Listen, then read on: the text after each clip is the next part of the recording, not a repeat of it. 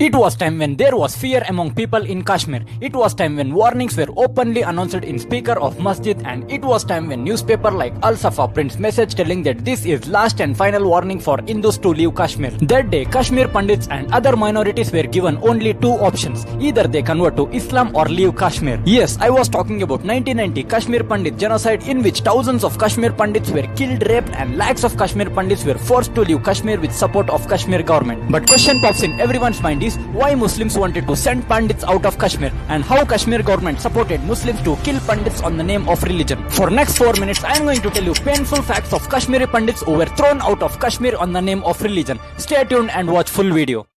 Before watching video, if you not yet subscribed our channel, please subscribe and press bell icon for short and simplified videos every day. Let's begin our video from 1947, where India got freedom, in which 565 princely states merged to either India or Pakistan. But Jammu and Kashmir was single state under Maharaja Hari Singh, where he had opted to be as independent state by refusing to join either India or Pakistan. And it was Pakistan who wanted Jammu and Kashmir in its territory, so they sent forces called Azad Kashmir and attacked parts of Jammu Kashmir by demanding Kashmir to merge with Pakistan. But it was Maharaja Hari Singh who don't wanted to be part of Pakistan, so he approached India for assistance, for which India agreed and deployed Indian army to safeguard Jammu Kashmir. And it was on 17th October 1949 Maharaja readily agreed and had an agreement with Prime Minister Nehru, in which Nehru ensured special status for Jammu and Kashmir in provision of Article 370. From the time of partition, Kashmiri Pandits, Hindus and Buddhists were facing religious problems in Kashmir. Hindus were so rich that they used to own large part of agriculture land, where Muslims were working as laborers. Everything was fine until Sheikh Abdullah becomes Prime Minister of Jammu Kashmir, in which he changed rules as per Muslim benefit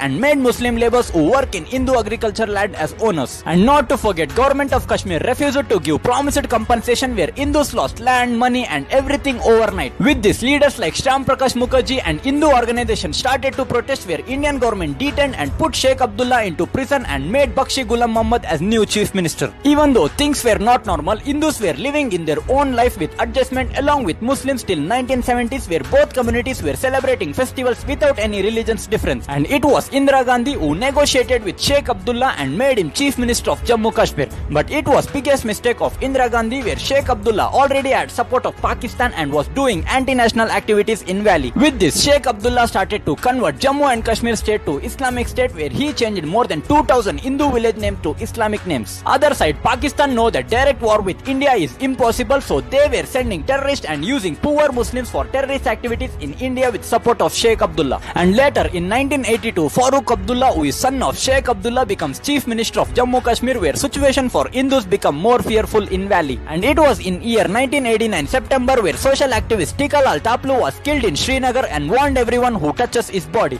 And day by day, JKLF members started to kill Hindu leaders and activists, where many Hindus started living under fear. Not just this, but also they started looting Hindu shops, started to kidnap and rape Hindu women, and also they killed many Hindu officials in front of everyone, where police rejected to register case. And saddest thing is, they burned many Hindus in front of everyone who raised voice against them, killed many lawyers who supported Hindus, and raped nurses and teachers in school. And they openly warned Hindus in speaker of masjid, and they published warnings in newspaper like Al Safa, where they printed message telling that this is last and final warning for Hindus to leave Kashmir. That day, Kashmir Pandits were given only two options. Either they convert to Islam or leave Kashmir. Even after these many things happened, Muslim neighbors who were friends of Hindus didn't even support. Instead, they started warning Hindus to leave Kashmir. That day, many Muslims raped Hindu women in front of their husbands, and it is said that thousands of Kashmir Pandits were killed and lakhs of Kashmir Pandits left Kashmir. What will be so painful stories than Kashmiri Pandits who were so rich once and are now settled in different parts of country working as laborers. Even after these many horrible incidents, Kashmiri Pandits never told India as intolerant, and they never did any anti-national activities for justice. That day, our so-called communists and our so-called seculars were completely silent just because victims were Hindus. This video is not about Hindu-Muslim, but this video is about failed humanity, where Muslim majority warned Hindu, Sikhs and Buddhist minority to convert them to their religion. So this is painful story of Kashmiri Pandits, which many people don't know. But it is our responsibility to share this painful history to everyone, and also don't forget to comment your views in comment section.